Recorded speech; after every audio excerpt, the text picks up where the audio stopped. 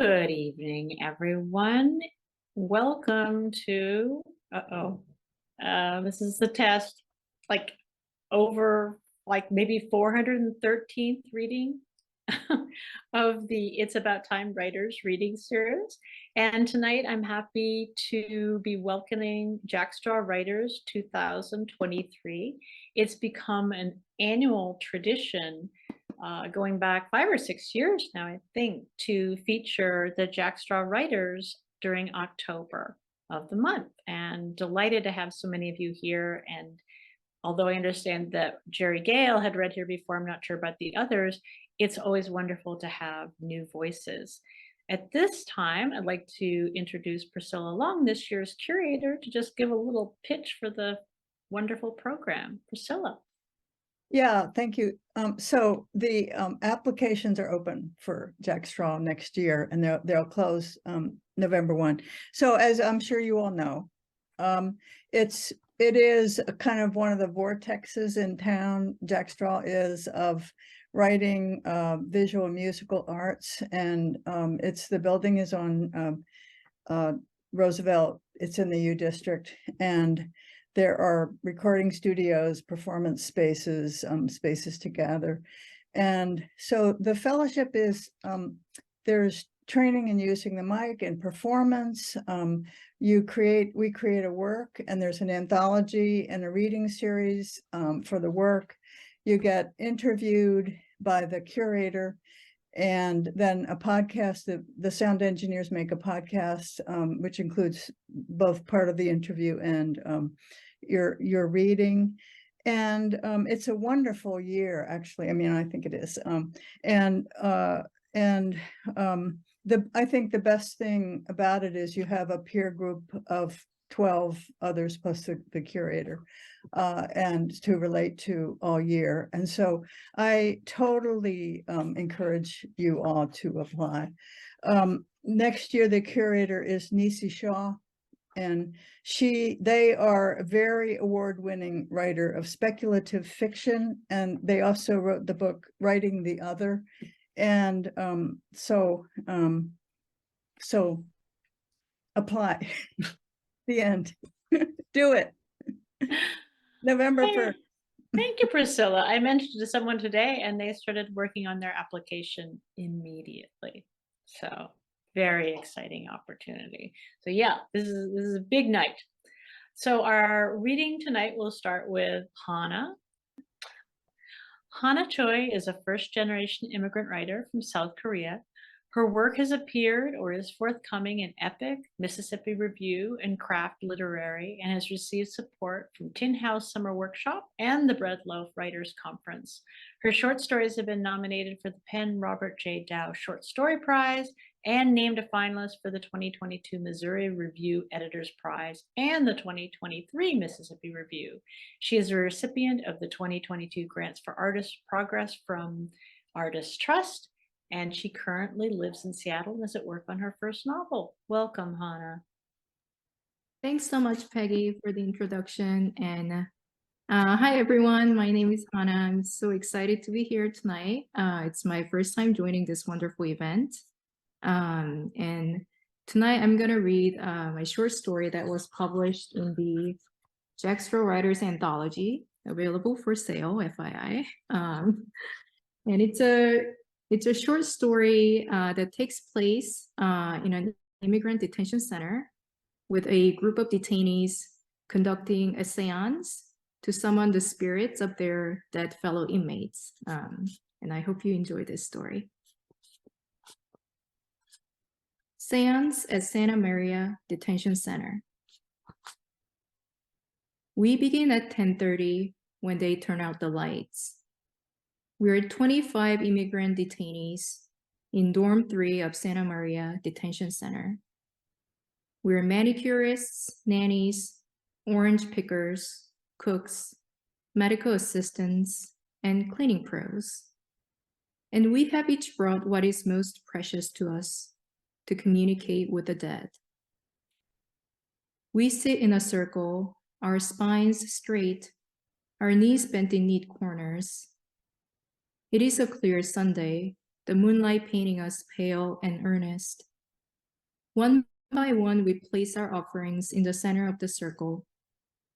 We imagine a heap of extravagance, candied apples with stick candles, a tin of loose chamomile flowers, loud and impractical hats. For a moment, we forget we are prisoners. All but 5 of us have brought family pictures. We turn to Trang. We're concerned about the lack of variety, bashful about our consensus. Trang has taught us about the seance, the way it has been passed down in her family.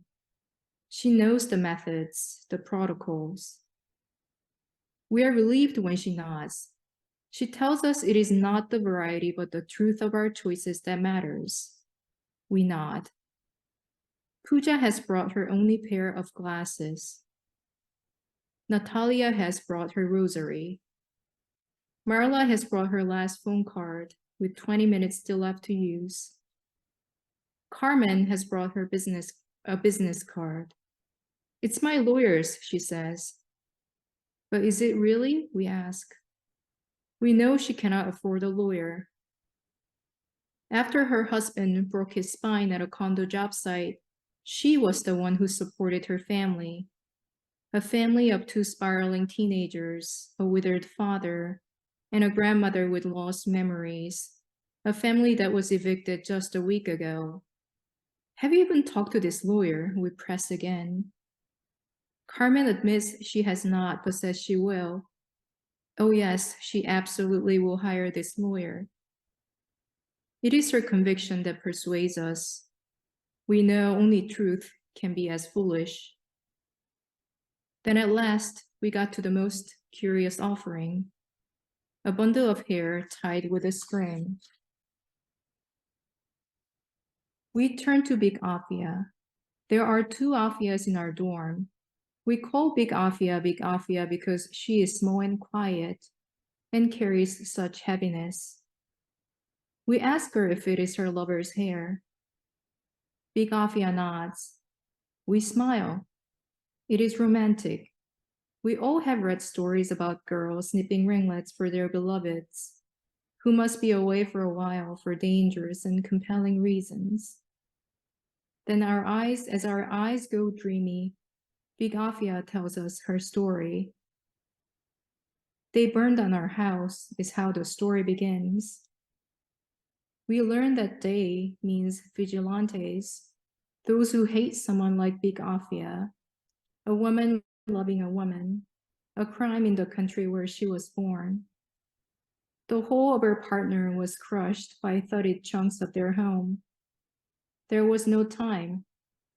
Big Afia took what she could, a fistful of hair that still smelled like coconut oil and cigarette smoke. We are relieved when Trang begins to sing her song to initiate the seance.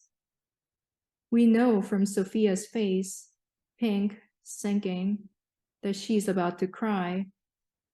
It is she among us who has the most tender feelings, but some stories, they deserve more than fast tears.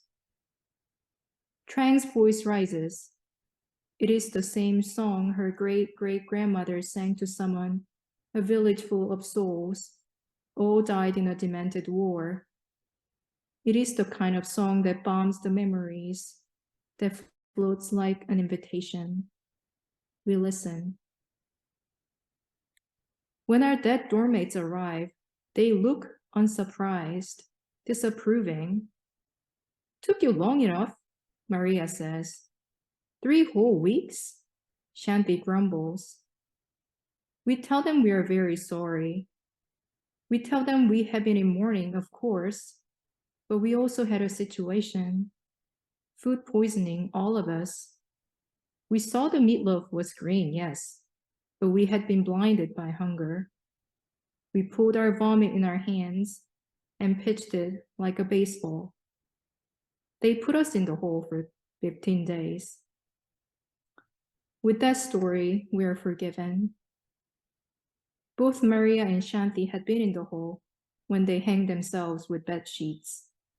Which brings us to our first question. Was that coordinated? Maria shakes her head. Shanti laughs her sweet booming laugh. It tickles us too, they tell us. But then there aren't that many ways to do it in this place. No guns, no pills, no razor blades, no unbarred windows to jump out of. They took away all our sheets, Pooja grumbles. Thanks for nothing. We admonish Pooja, even though we know she shivers every night and has a bad knee. We do not want to annoy the dead because we are finally about to ask the question. We ask, is it better there? Better, they tell us, because they can taste the open air. They can smell the earth and hear the bustling leaves. It keeps you sane, Shanti says. Better, they tell us, because they can be with their families. They tell us deportation is a joke when you can transport yourself anywhere. 1 minute you're in Guatemala attending your cousin's wedding. The next minute you're in California watching your 5-year-old scoop and splash bathwater. I've never felt more alive, Maria says. Better, they tell us, because they can haunt Bear. Bear is the guard who gives us too frequent, too slow pat-downs, thick fingers that like to linger, breath smelling of pancake syrup. Maria and Shanti tell us they tickled his feet for 9 hours, swapped his toothpaste with super glue, and lured a family of bees into his Corolla. The car drove into an oak, snapping his ribs into 8 pieces. They say whoops and chuckle. But we do not chuckle. We do not smile. We are in no mood. We have never admitted it, not even to ourselves. But all along we have wanted them to say, no, death is a horrible void that is undeniably worse than your present suffering. We have wanted them to say, remain. Time for us to go, Maria and Shanti say to us now, their bodies thinning and ascending.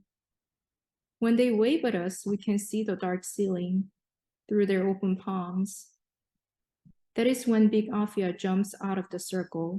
She says, wait. Maria says something, then Shanti, but their voices are too faint to reach us. Take me with you, Big Afia says. They do not answer. Take me with you, Big Afia says again. She means it. We can tell by her wild, unguarded face. And that is how we know we are not ready. We are too weak. We are too tough. We are too hopeful. We are too aggrieved. We want to escape, but not too far. Not yet. Not yet. So what else can we do but gather our broken parts and rise, because the seance is over and we are alive. Thank you. Thank you very much. Whew. We'll have to take a sigh there. What a pleasure to hear that. Thank you again. All right, in between our Jack Straw readers tonight, we'll be hearing from open mic participants. Our first open mic tonight is Steve. Oh, I always forget how to say his name. Steve Sibra. That's close. It's Steve Sibra, but in any case, thank you very much, Peggy, and I'm glad to be here. And I have just a couple of short poems I'd like to read. Both of them are sort of animal related. The first one is titled Old Sparky.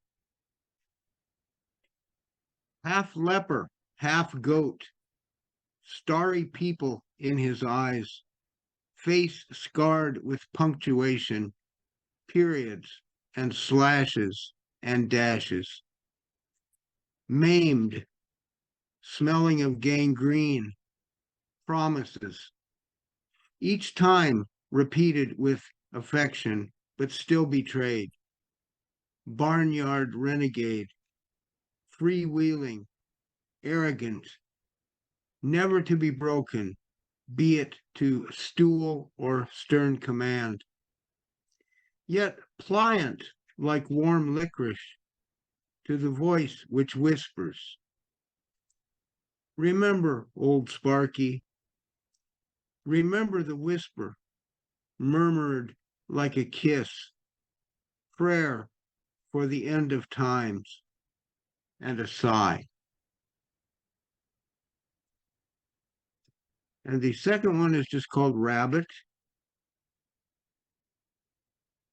Big ears for Flash talks through his feet. All his enemies are machines, purchased from the wind. No human has ever seen it.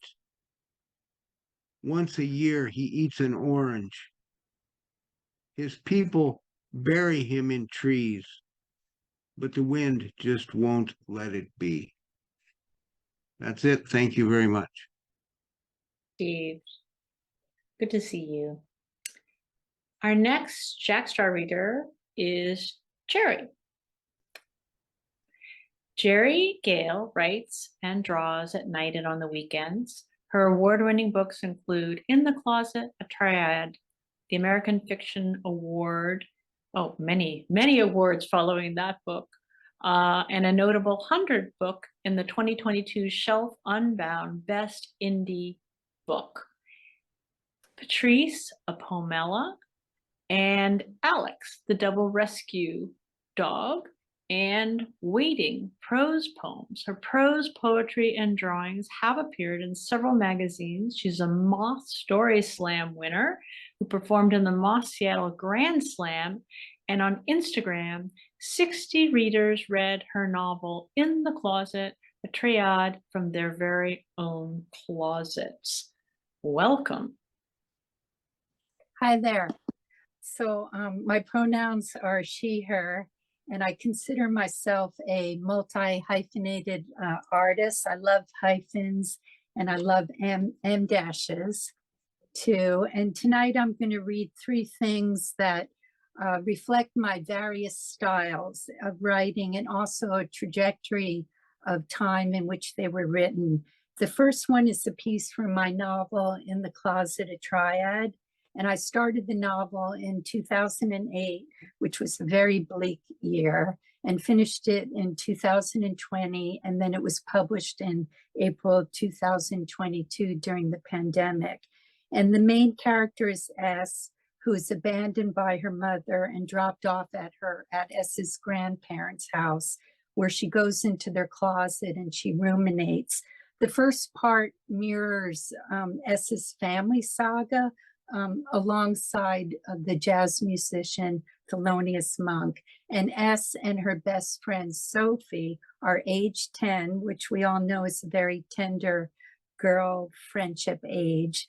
And this is the day of S's grandfather's birthday party, and S longs for her mother to come and get her. Sophie was S's best friend. She lived 1 mile away. At 1:00 p.m., 7 hours before the birthday party, S rode her bicycle down Spring Valley Road to Sophie's house on Cedar Lane.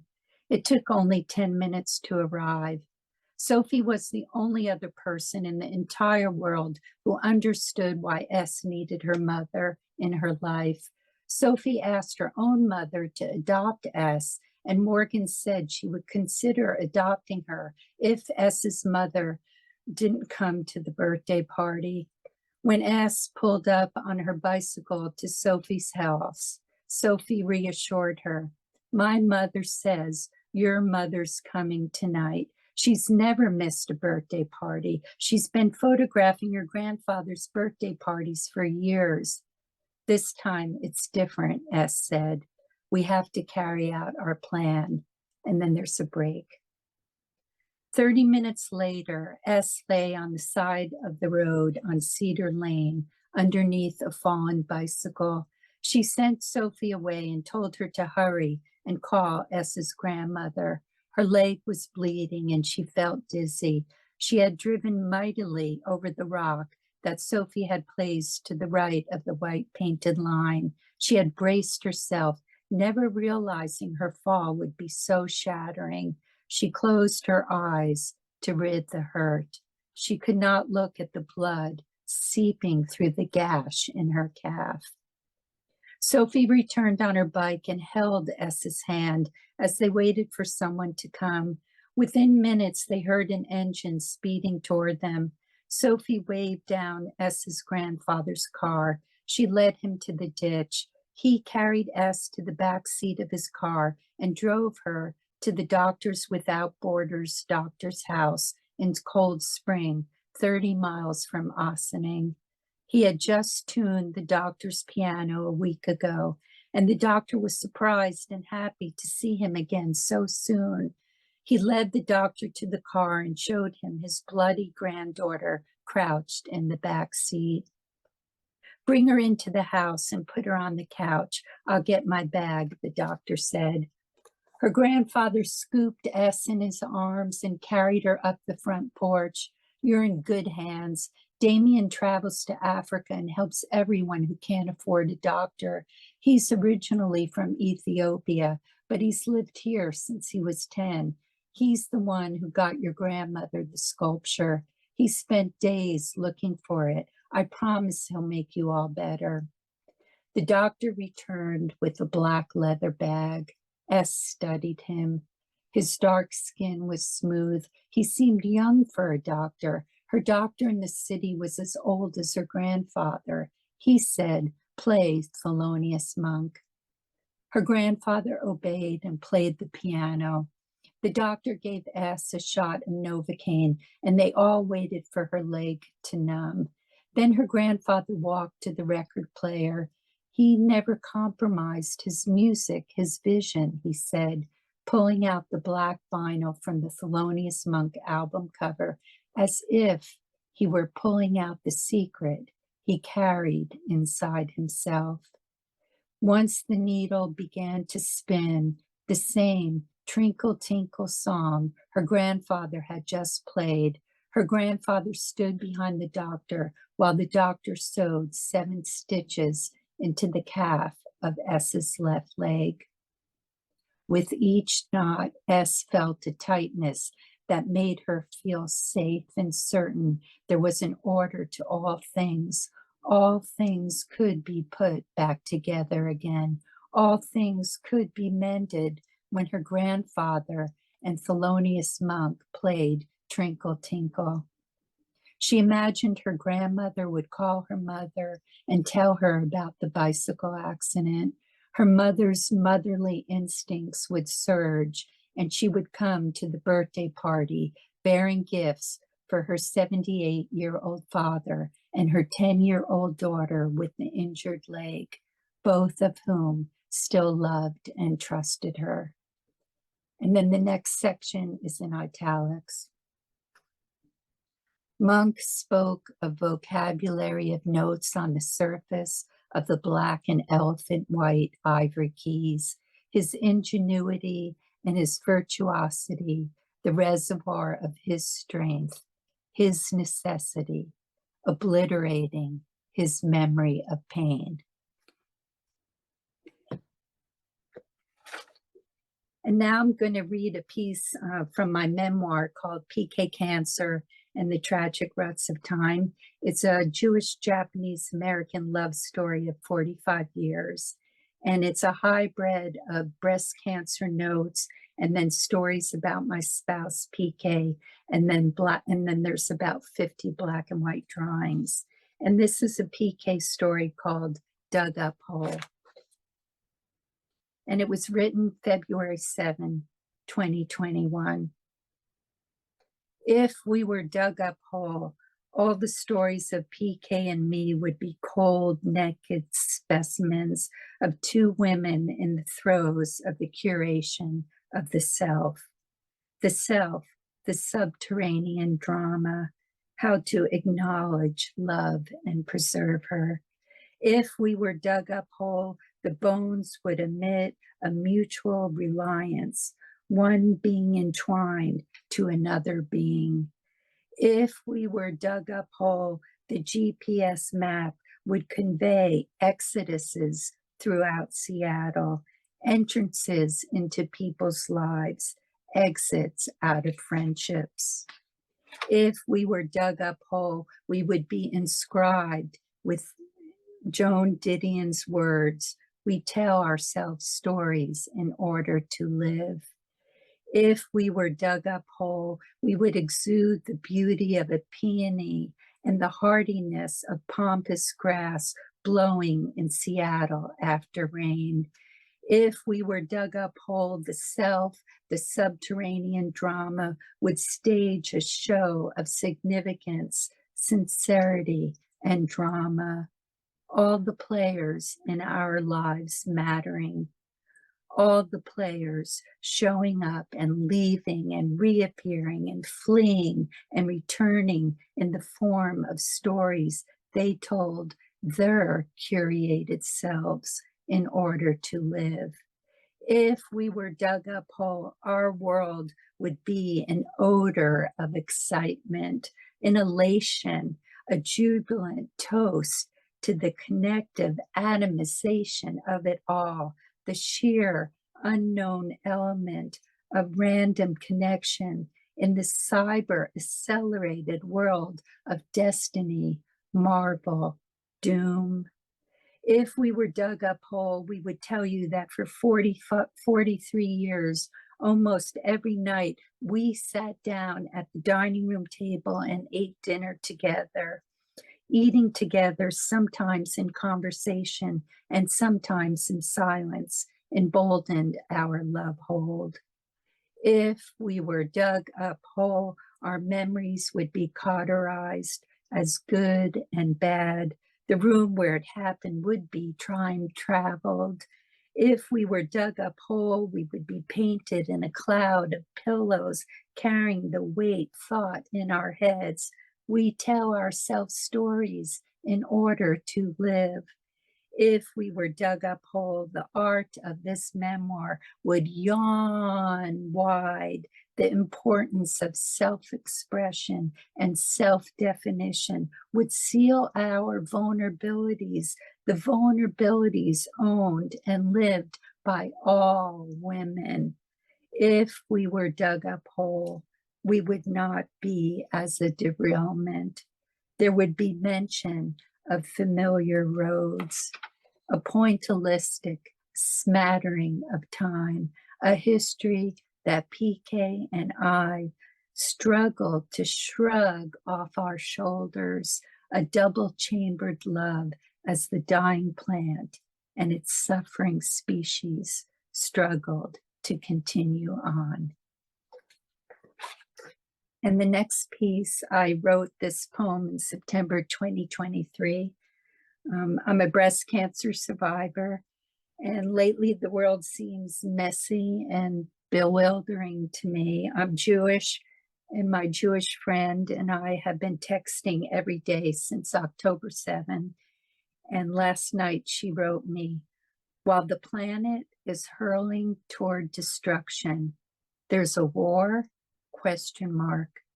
What a monumental waste." This poem is called Bewilderment.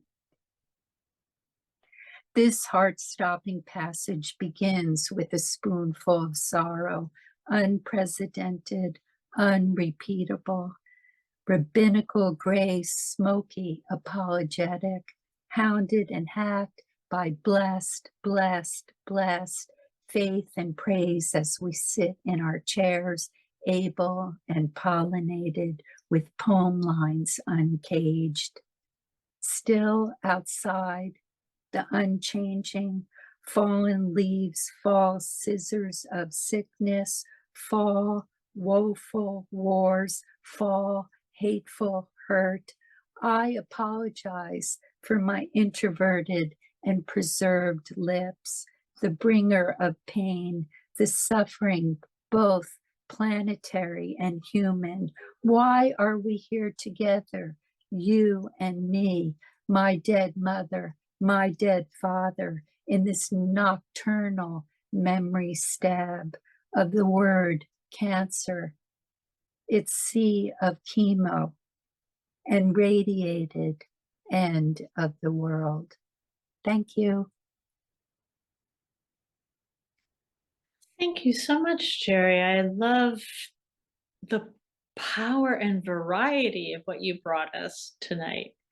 And if I get to, ask a question in between, the repetition, if we were dug up whole, how did that, what led you to that prompt, that repeated phrase?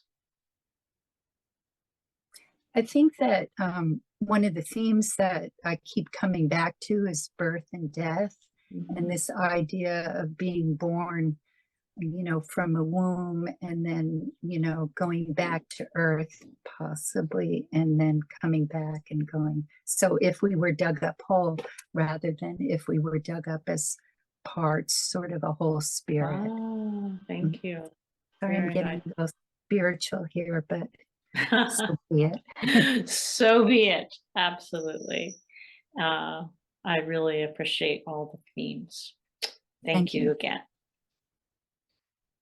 All right, now we are going to hear from Jason Thornberry, who I believe is first time attendee and first time reader here. So welcome, Indeed. Jason.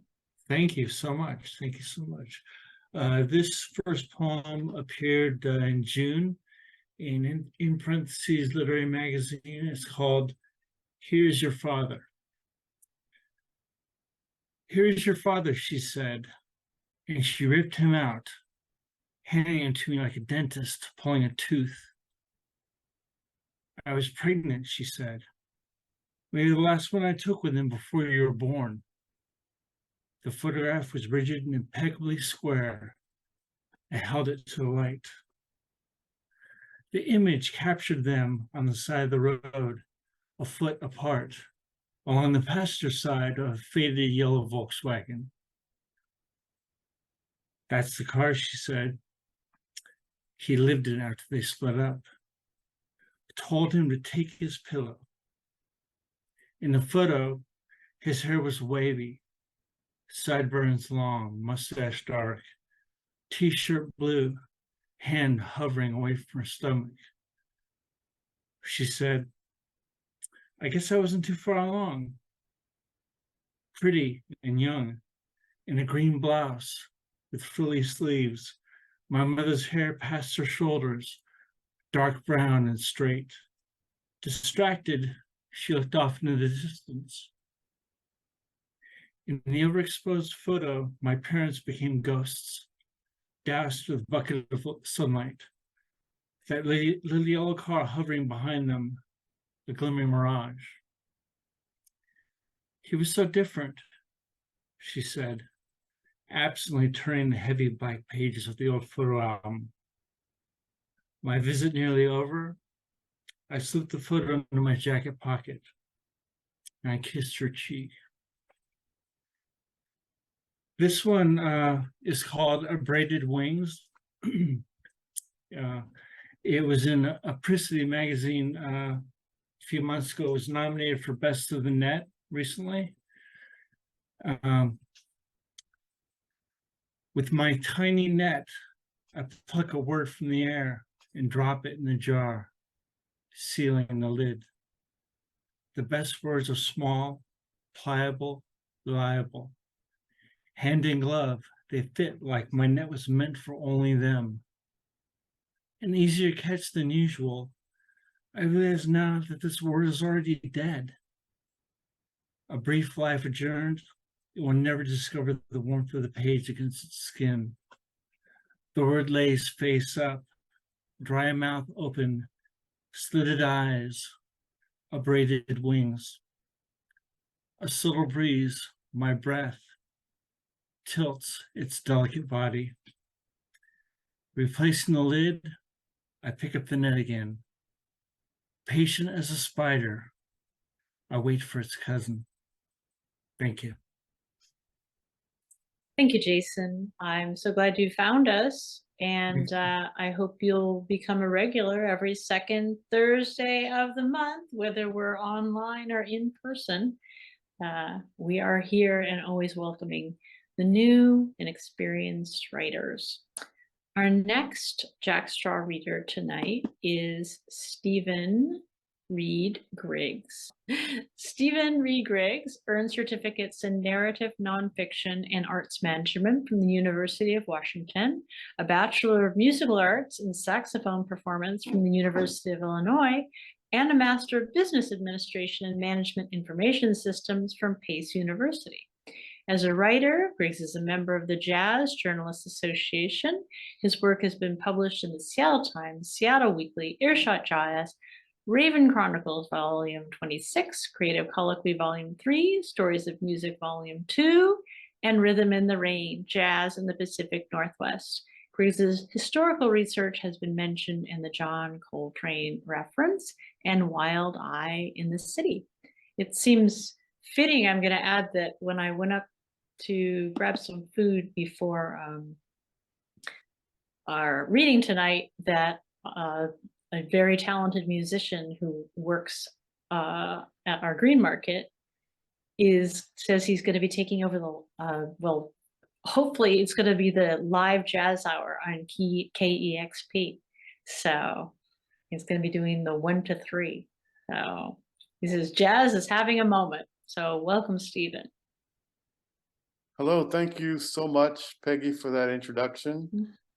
Thank you, everyone, for joining us this evening. I want to thank Priscilla for her wonderful mentorship this year and years gone by.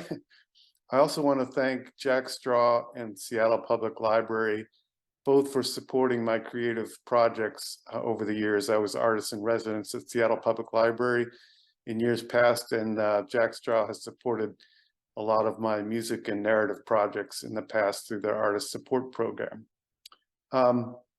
Tonight, I'm going to read a brand new piece that was inspired by Abraham Verghese's book, Covenant of Water. In there in the beginning, he starts off with a sentence, in a country where ... So that prompted me to write this. In a building, oh, this is called Uncertainty. In a building where precious poison drips into 50 human hearts at a time, my face tingles, hot and prickly, flushing red. I am new to cancer treatment, without expectations or experience to guide me, but following instructions to monitor myself for anything out of the ordinary. I press a red alarm button on my hospital bed in the infusion room and look at my wife Doris's worried gaze, hazel eyes above her white mask, the only visible window into her feelings. In addition to being my persistent and steadfast partner for 4 decades, she is a licensed social worker with years of experience supporting clients with HIV. She literally shouldered so much since my diagnosis that back pain frequently bests her. I'm normally healthy, but on a recent all-night emergency room visit, she dozed next to me on blankets on the floor. I now call her Tenacious D, like the comedy rock group. Within seconds of pressing the alarm button, 7 staff rushed through the sliding glass door and privacy curtain, listened to my complaint, and turned to a jumble of equipment next to where I lay. At my bedside, a woman with brown eyes and curly hair dressed in blue scrubs fixes on my gaze. Her face registers focused, healthy, kind. She asks to no one, anyone, everyone, what do we got? Someone says, rituximab reaction. Her demeanor reminds me of the quick-witted, even-keeled combat surgeon B.J. Honeycutt from the television show MASH, set in the Korean War. I glance at her ID badge and read, Alana Hernandez, ARNP. My mother was a nurse, and ARNPs have even more training. I think nurses should rule the world. I'm in good hands. I'm only minutes into my first infusion of immunotherapy for indolent mantle cell lymphoma, a slow-growing non-Hodgkin's blood cancer. The targets of my treatment are a specific type of mature white blood cells, tiny factories that normally churn out antibodies to fight infection. They have mutated, useless, but immortal, unable to die off normally, swelling my spleen and lymph nodes under my armpits. My symptoms are fatigue and night sweats, soaking my nightshirt when I sleep. Drop by drop and pumping throughout my body is $16,000 of a monoclonal antibody, copies of fused mouse and human proteins. Scientific literature indicates that this Frankenstein medicine kills by binding with a specific protein abundant on the surface of my cancer cells, but scarce on healthy sibling cells. 20 years ago, this understanding of cancer pathogenesis and targeted treatment was in its infancy, and a patient with a case like mine would likely undergo extremely toxic systemic chemotherapy. A physician friend said, "Chemotherapy is like beating the dog to kill the fleas." I'm lucky to live in the wake of progress by molecular biologists where targeted immunotherapy narrows the damage to specific cancerous cells. Just kill the fleas. Leave the dog alone. This therapeutic focus comes with awesome potency. After less than a teaspoon of immunotherapy introduced to my bloodstream, my immune system suddenly recognizes the large population of turncoat cells, as if stealthy invaders had just been revealed on radar, raises my immune system to DEFCON 1, and launches all arsenals of healthy killer white blood cells to attack. Is my face flushed because of an early allergy to treatment? Or is my body taxed by a massive die-off of cancer cells? I don't know. Alana orders a pause in the infusion and adds a dose of antihistamine, calming my reaction and making me drowsy. My reaction subsides quickly. My face cools. The infusion restarts. 5 hours pass. Numb. I don't want to talk, read, watch television, or listen to music. Just the quiet click and whir of machinery. Soft put, put, put, like a tiny outboard motor interrupted regularly by burp, like a metal folding chair scraping the floor in a distant room. With each burp, I see 2 drips drop from the IV bag into a little chamber half full of clear liquid connected to a tube going to a port in my chest. Bright fluorescent light and sharp scents of hospital disinfectants pierce muffled sounds and a warm blanket cocooning my body. Periodically, a blood pressure cuff squeezes my arm. Occasionally, a staff member slides open the glass door to my room, pokes their head around the curtain to look at the gear, and asks if I need anything. I'm groggy. My lower back begins to ache. I adjust my bed, thinking that I stayed in one position too long. Up, down, up, down. The bed motor buzzes. I turn to my side, then the other side. Nothing relieves the growing pain. My anxiety mounts. I feel feverish. The pain is so persistent and exhausting, I consider giving up. Pain burns the fog from my mind. Finally, I remember the call button and push it. Alana returns with her posse. My back hurts. Unusual. On a scale of 1 to 10, what is your pain? 8, 9? She tells the nurse to pause the infusion and add a steroid. I try to sit up. My stomach flips. I'm suddenly lightheaded. I'm going to be sick. Someone hands me a blue bag while an anti-nausea medication cruises into my veins. Instantly, my nausea ceases. My backache remains. Alana watches my eyes unflinchingly as the clock ticks. How's the pain now? 5? My answering Alana's question with a question elicits chuckles from several in the room. Crinkles appear next to Alana's eyes. For them, the crisis is averted. and their sense of humor catches me by surprise. I had been peering over the precipice of pain tolerance. Perhaps I am the coyote in a Roadrunner cartoon, running off a cliff, momentarily suspended in midair, slowly realizing that the joke is on me. Laughter is the best medicine after all, even if I don't get the punchline right away. I don't know what lies ahead. I'm scared. An invisible serum, scrum, rages inside my blood while my brain struggles to shapeshift peace and understanding across my blood-brain barrier. Cancer may signal new pathways within cells, but how do these paths illuminate new directions for my own journey? Through illness.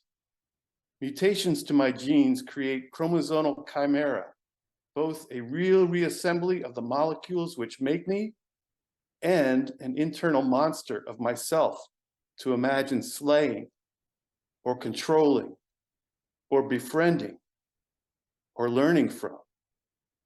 What will be my outcome? This is the truth of my life-altering diagnosis: uncertainty.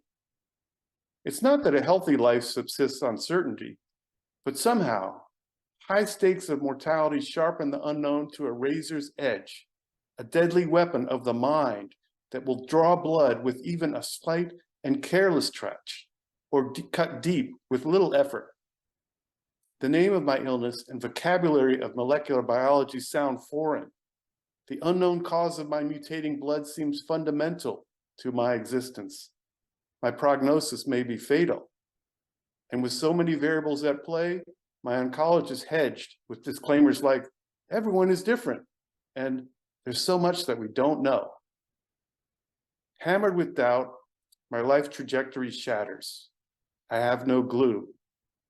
To cope, I float, not grasping for an anchor of certainty, unsure of how to fight currents ripping me away from hopes or sucking me toward fear.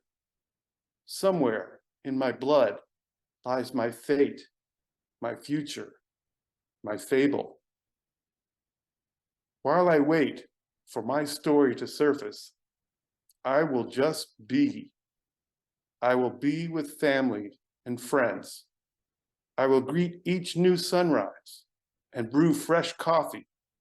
I will absorb the news of the day. I will. Thank you. Go ahead.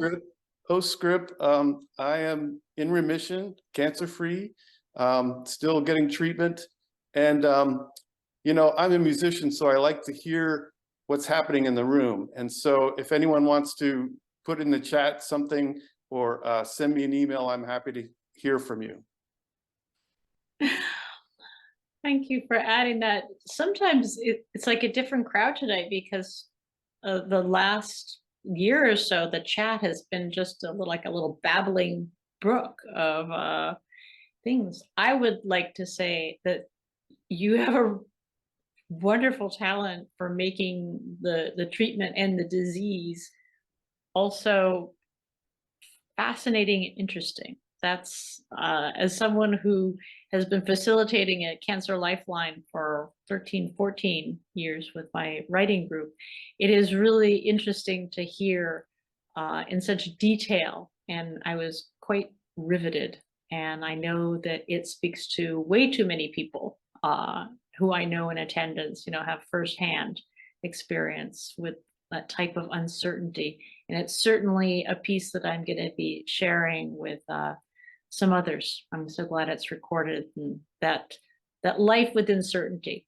I'd also like to say that I love that you think nurses should rule the world, and that you gave a shout out to the Seattle Public Library, because I think that almost the best thing maybe in the United States, and they could solve a lot of problems, would be librarians.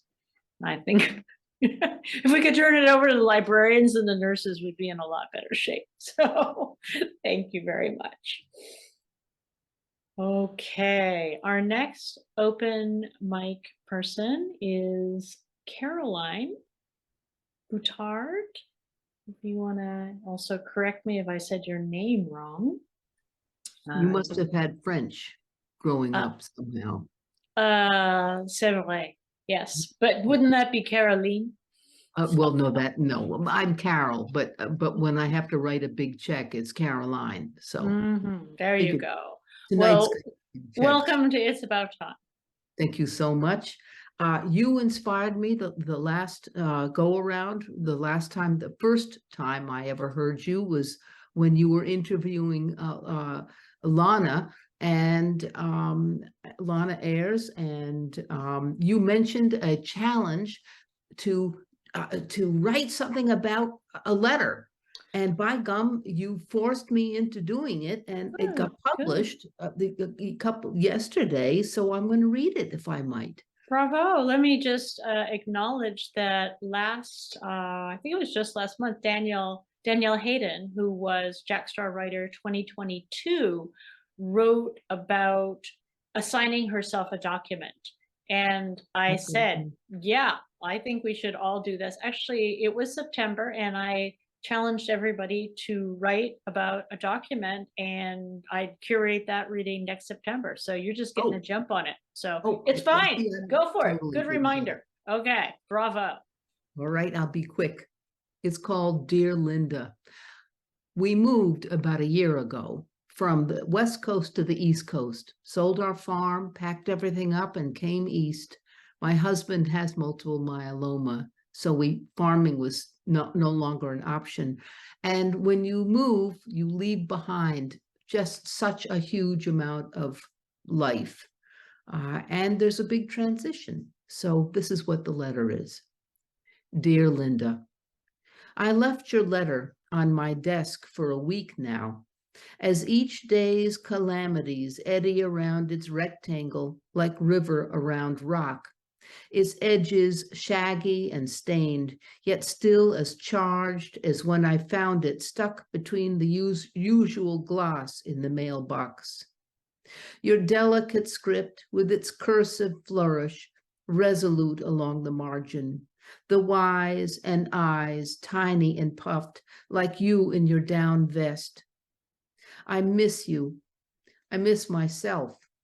Most nights I am stunned awake by the gunshot sound of the fridge. I can't stop from churning out cubes for parties I'll never have. Every day I throw them out to melt in the lawn. So nothing much to say, except that today I woke to find the morning had let herself in and was quietly building her green jazz around me as the warming floor eased its back, and outside birds tossing chips of ice. That's it. Thanks. Thank you. That was lovely. I love too that like we're kind of having a little jazz motif that's happening from Thelonious Monk through Stephen's piece and now jazz itself. So glad you're able to take up the challenge. Okay, our next writer from our Jack Straw writer is Nancy Borrow. Nancy is an author and performing poet. Her writing amplifies the experiences and stories of East African immigrants in an authentic way that also encompasses Black diaspora's complex relationship with culture, tradition, language, gender dynamics, and race.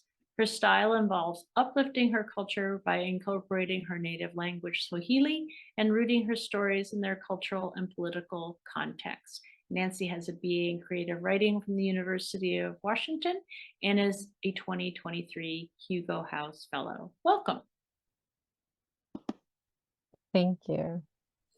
Hi, so I am going to read a small section from my ongoing novel, which is called Sauti, which is a Swahili word that means the voice.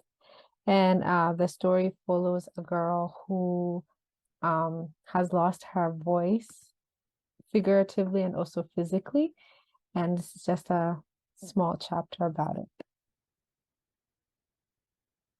Nuru sat in a rundown office on the second floor in the middle of downtown Takwila.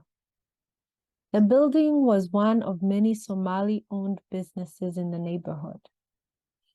Through the small window on the door, she watched as the lawyer went back and forth with a person she could only assume was a customer. The building was shared by multiple businesses. Some of the floors were multi-purpose, serving as vendors for different businesses.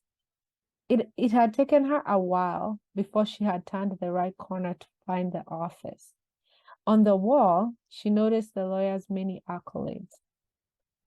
A BA in engineering from the University of Nairobi, a BA in political science from the University of Washington, a Juris Doctor from Columbia University, and various community awards.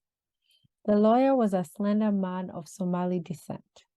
He wore round glasses and had a well-groomed mustache that he would occasionally rub while deep in thought.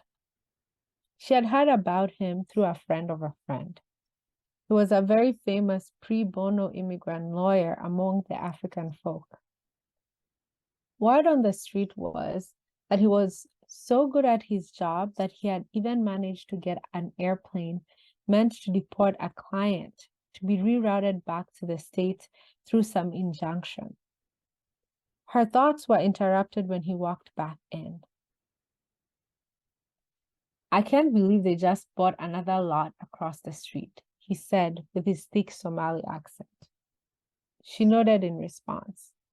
It had almost been a year since she had been to this part of town. A year ago, the area had been a bustling mini East African trading area with different East African stores at each corner.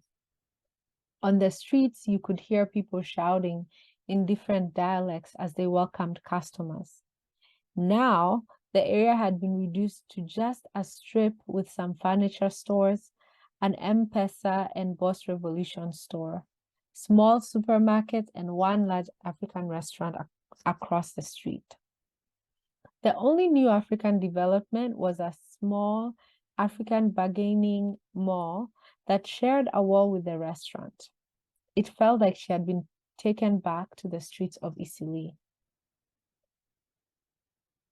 "I heard about your predicament. Do you know why you would be the target of such a raid?" he asked as he scribbled notes on his file. "No, I've often kept to myself," she typed on her phone. "I want to know what may have triggered the raid. Was it random or was it targeted?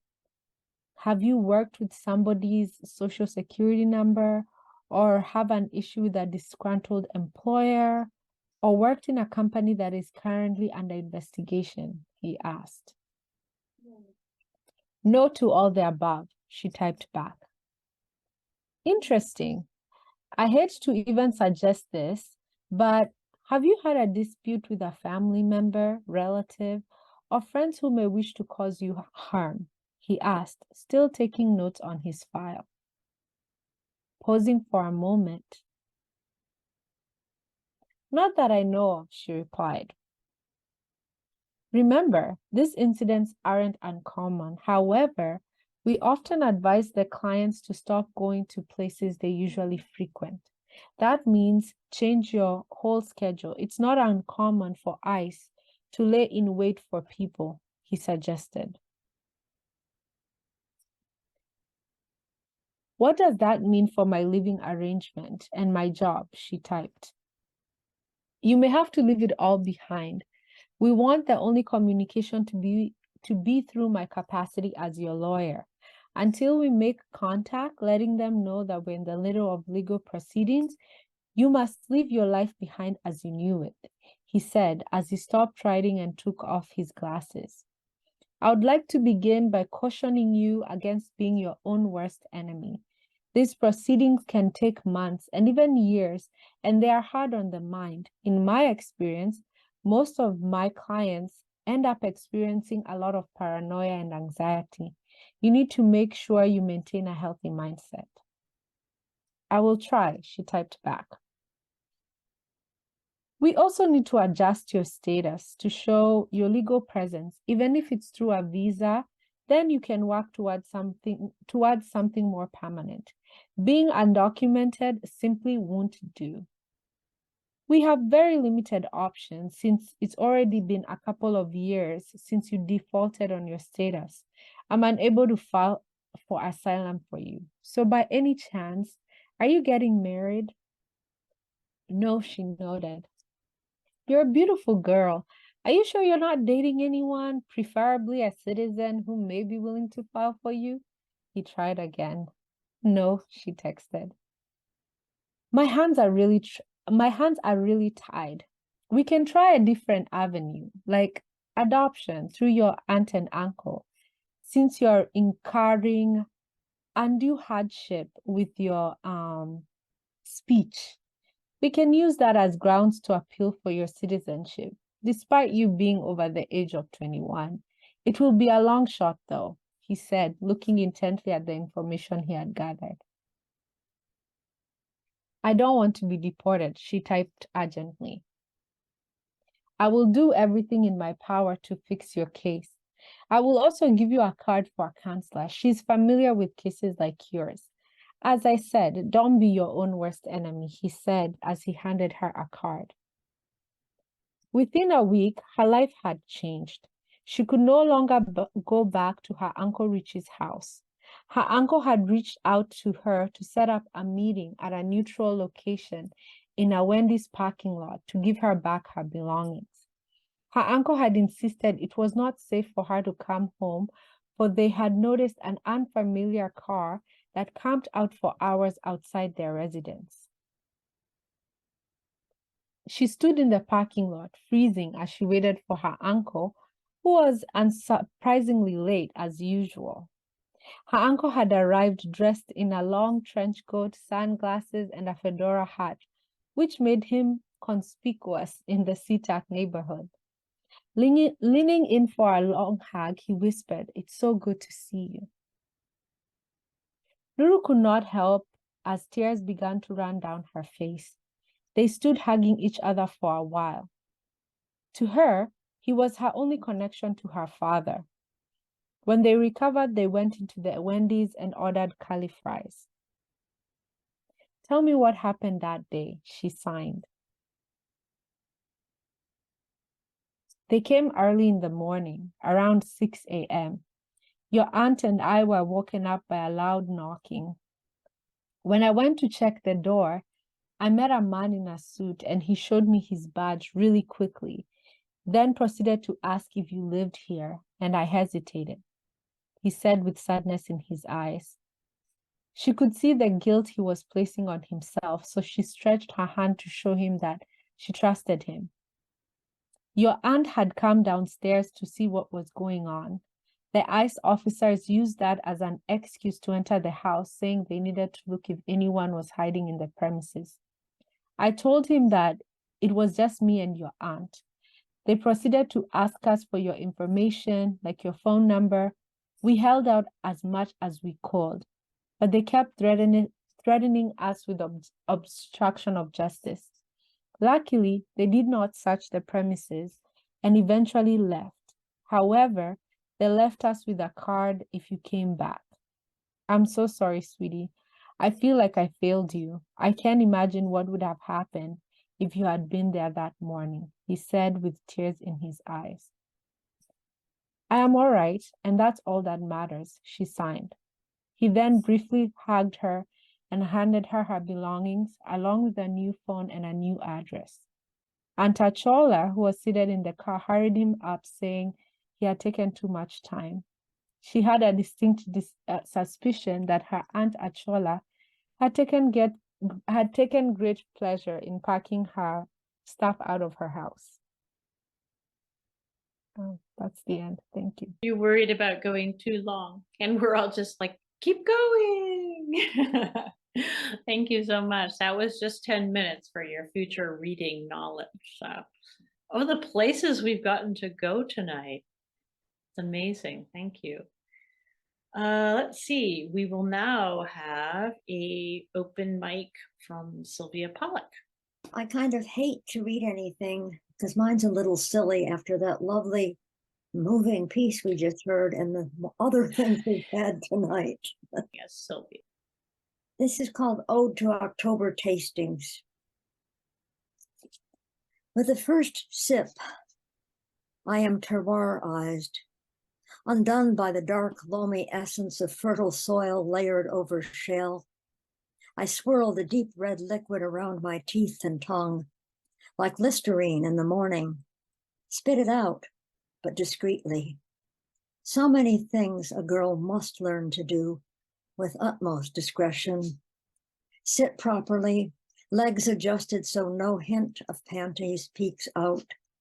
Speak in softly modulated tones, smooth as a well-aged Merlot. Answer intrusive questions with grace and compassion for the idiot who thinks it's his right, perhaps his duty, to belittle all members of the fairer sex. We are more fair on balance, more forgiving, more willing to consider that the world may not be flat, but spherical, though flattened at the poles, more accepting of the world's imperfections. The taste of compassion is that of a sun-warmed apple picked from an antique orchard, sweet with history and vitamins. The wine-red skin, the opalescent flesh, and let's not forget the fresh pressed cider, overlooked by wine connoisseurs. Cider somehow more earthbound, less refined, a direct line from dirt to tree to fruit to glass. Cider is so much more than apple juice, just as wine is more than Welch's. Cider baptizes my mind in memories of Halloween, ducking for apples, knocking on the scary neighbor's door. Cider is childhood in a glass. We drink it to remember. Wine is to forget. Thanks. Thank you, Sylvia. I'm happy to be able to report that was inspired by Kim Adonitzio's poem, Wine Tasting. And it's a delight to hear it again. All right, our final Jack Straw writer, but not our final reader tonight, is David K. Ray, also known as Dave. There you go. Dave grew up in a working class family in White Center, graduated from Evergreen High School and the University of Washington, where he began his newspaper career at the UW Daily.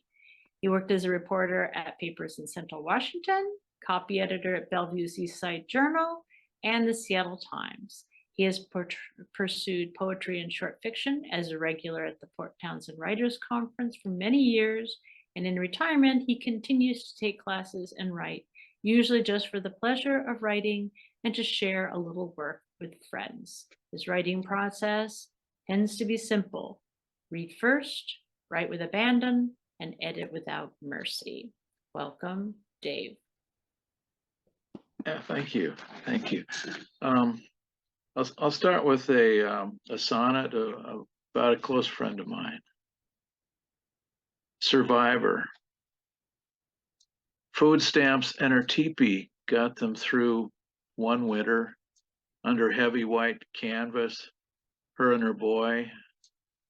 Armloads of split fur to bank the fire pit and circle them in a paleo crackle and glow, overhead a gray sky, silver nights, and a strong back of poles, enough for any load of snow. Darkness wheeled long and deep, but young dreams still overrode her regrets, and the pale, round mornings pointed skyward. A day's talk might curl in circles, guiltless as a child in the numb peace of a frozen backyard. She could kick herself, she still tells me, for ever trading good teepee poles for a rusty old truck, as if to hold and haul a rubble of holy suffering. Now she can't believe her boy, past 40 and still no one else's, or me, my love, a lost and stupid cause against another winter's gnawing.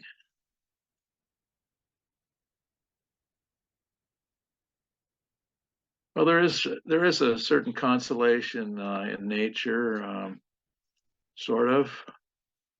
This one's called Nature Guide to the Great Unreal, and it's one I wrote for Avery, my stepson, who is now past 40 and finally showing signs of becoming someone else's.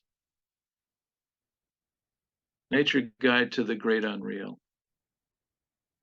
I wish you a luminous lake, softly rippling in the twilight of this birthday card wilderness, nominally wooded, and a paddle pressed to your hand in this gliding canoe of wooden ribs, your rucksack at the bow with the bean catalog, best ever canvas slipcase for trombone, embarking now to play out a dream of beauteous waters, a hard chill in autumn air, your life turning a page to the opening of another wildland trombone season, the calling in of the forests, mighty trom beasts rutting and huffing, bugling their majestic mating calls, the cliffs ringing with the ungainly struggle to reach high F. Slides thrown out hard and all the way, lips buzzing long, wooing notes, cradled in grassy strings, while overhead the wheezy wildness of trombirds, popping their timeless migration of feathery snare beats, and cymbals crash a stunning crash of journey to the California headlands, the meeting of instinct and solo horn, maybe a good backbeat bass and amped guitar howling to the night like a starving dog across hillsides, no less real than a photographed moment shot in a balanced and forbearing light to achieve the right truth of circumstance, falling upon the strong and the lucky of a predation DNA deep in an ill and heedless wind tuned to the trumpeter swan, its chorus cry, a throaty, relentless remembrance of the grander tromboner swan, its mighty blues flapping only in legend now, and a glow in campfire stories, the sparks wending into satin darkness toward the stars, which to a wolfish mind may seem highly overrated compared to the sun, and in fact as dodgy as night itself, but still they stare down as earnestly as history, those stars of the ownerless sky, where horned owls unfurl to hunt in the wild silence of a rising moon, a ripening creation fully in the moment, but just out of reach.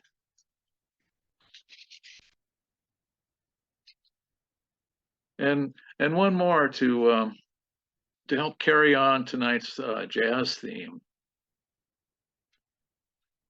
This one has a quotation epigraph. How sweet a story it is when you hear Charlie Parker tell it. Jack Kerouac wrote that. I call this Bird and Jack in the Shine of Morning. My old birdwatcher friend, John, drops by, having set out walking from his wooded place in the wee cold hours. I think he wants to be the first to some estate sale, forage antiques he can sell, or maybe a choice few he'll love enough to keep. He says he can't make it to our holiday brunch, maybe some other time. And after he goes, I watch a horde of starlings I hadn't seen lately. I wonder if John had somehow led this hungry retinue of his bird friends to rummage my winter lawn for seeds and grubs, glean a few worms lost in fallen leaves. The birds muddle quietly, peck and bob to their own rhythms, rough and hidden, and I think of some foggy, faraway bebop let loose from bird's horn. Behind it, after a while, I find myself tuned to Jack's steady typewriter clack of a relentless heart, and how fingers once played across the keys of two driven masters found the busy, exacting way of time in a pluck of bass strings or the cool, ripping sweeps of a manual's carriage return. Both of their histories overlapped in late winter of different years. The March 12th, when Jack, pilgrim on the lucid byways of an arriving dawn, was born.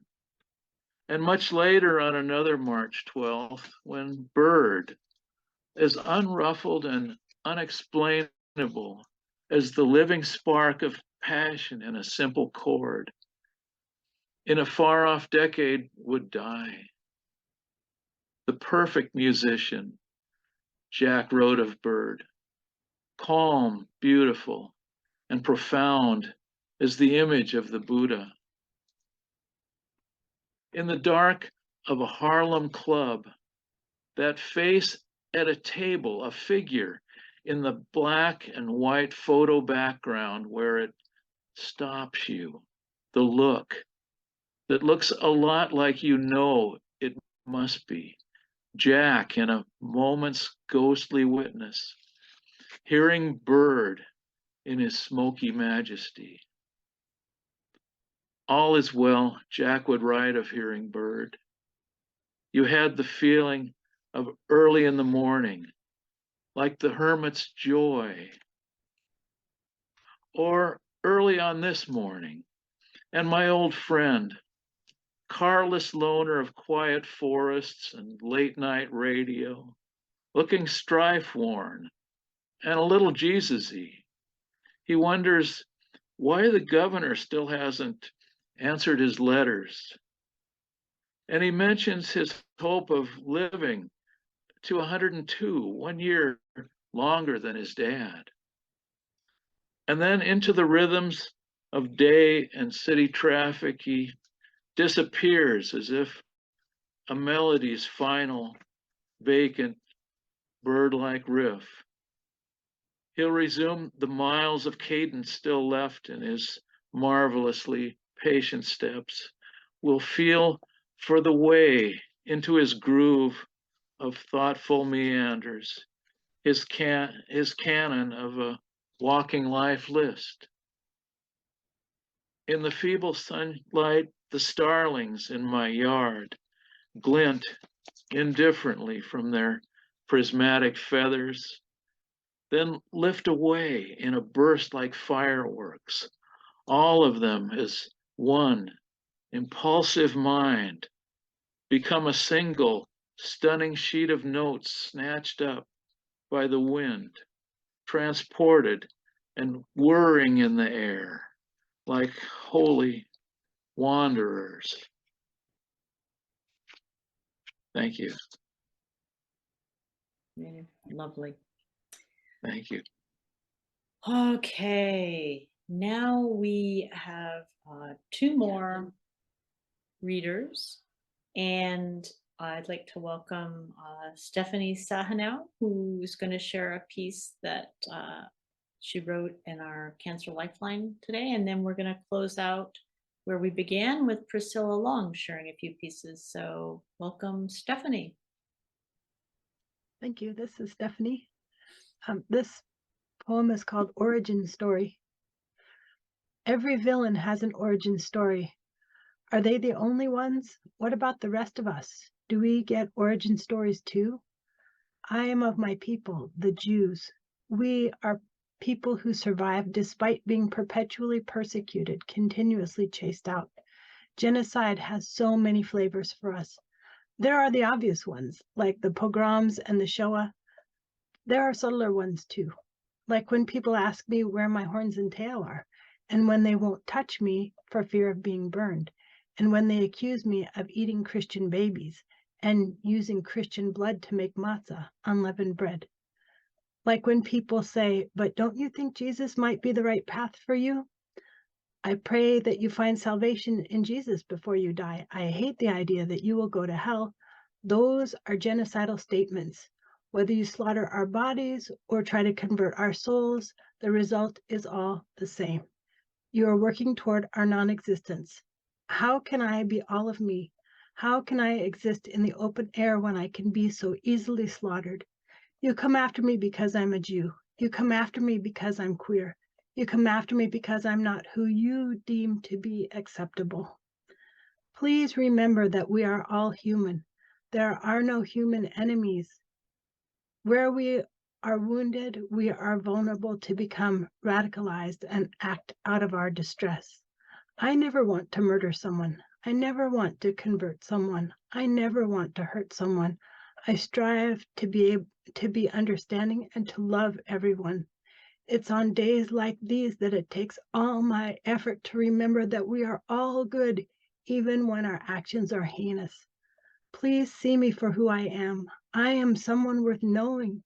Please don't hate me because of some propaganda you heard. Please don't vilify me and my people because there's inequity in the world. We too are innocent and good. We want safety and abundance for all. There are enough resources for everyone if we choose to make sure everyone has access and that some don't hoard at the expense of the many. It's easy to think that if my people no longer existed, somehow you would have enough. Things won't change, even if you succeed in destroying us until humanity It's easy to think that if my people no longer existed, somehow you would have enough. Things won't change, even if you succeed in destroying us, until humanity decides to change what we value. Our holidays have become yurtsites. The days we're supposed to celebrate are now the days we grieve and will always be the days we memorialize. Still, I will choose to love you. I think it's my best chance for survival. If I love you, perhaps you won't feel threatened by me. Perhaps you will be able to notice my humanity is just the same as yours. Perhaps you will stand up for me. Perhaps you will love me back. Meanwhile, I tremble and wonder at each person's origin story. Each villain is someone who also deserved to be fully loved, but wasn't. Over. Thank you, Stephanie. That was, it's still raw all around, and very brave of you to share it so soon after. It's writing straight from the heart. Evidently, as I warned people earlier, whenever somebody put up their hand to say they wanted to do open mic, I looked down to read it, and so I missed Julene Weaver. So we're going to hear from Julene. Thank you, Peggy.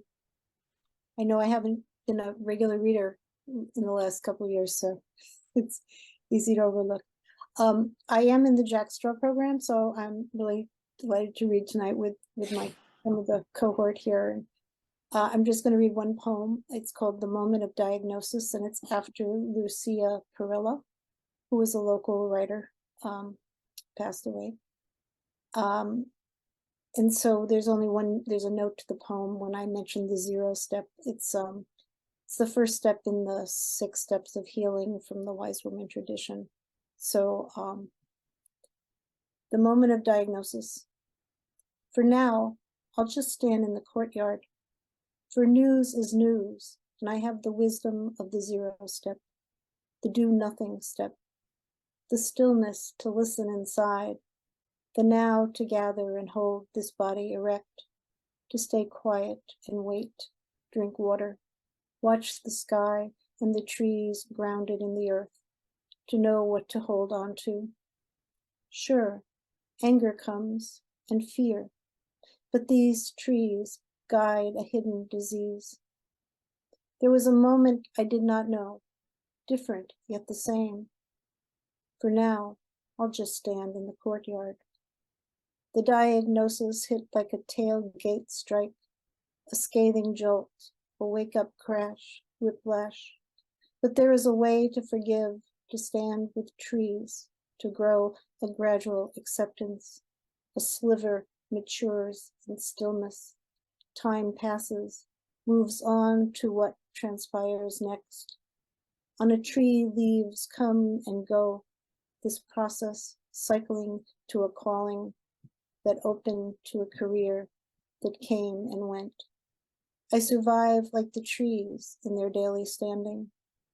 It makes sense, this emotional stew that stormed my life. A personal study, how to midwife the specter of death. Grateful to the trees that absorb pain, that would accept even my blood if I had to bleed. I stand today, one of the lucky ones, me and the trees and I, in the wind, in the courtyard. Thank you. And I'm looking forward to scheduling you as a featured reader because I believe you have another publication coming out next year, correct? We'll see. We're not talking about that yet. Okay. All right. All right. Well, we're back to where we started. Priscilla Long, take us out. What a fabulous reading. Thank you all. I'm so impressed. So I require myself, and I have a buddy, I don't think she's here actually, but that we write a new poem every week and then we workshop it at the end of the week. So, and some weeks it's like, oh my God, you're kidding. So this is the ambitious poet tries to write a poem. The sun is a dog on gravity's leash. It does not strive or try to be hotter or better. The paper birch out back puts on its green dress, elegant, exquisite, but without stress, no need to impress, just drink by night, by day turn sunlight into sustenance. The 1,000 books in the bookcase hold thousands of words without effort, in calm rows, in type blocks, pages between covers, all lined up like obedient children, but they are napping, not trying. The moon turns on its phone light, serene, without a care or thought. In its debate with the dark, it always wins, but without strain. And then there's the Buddha, who did not worry his finances, did not envy anyone smarter or richer or more recognized. He did not track his steps on Fitbit or count his words written per day. He did not apply for grants he did not get. He did not write poems on deadline. The end. Thank you. Fabulous. All right. Well, what a full, rich evening. My brain might explode. So I'm going to end the recording so we can chat. Thank you all. And make sure to come every month. You must.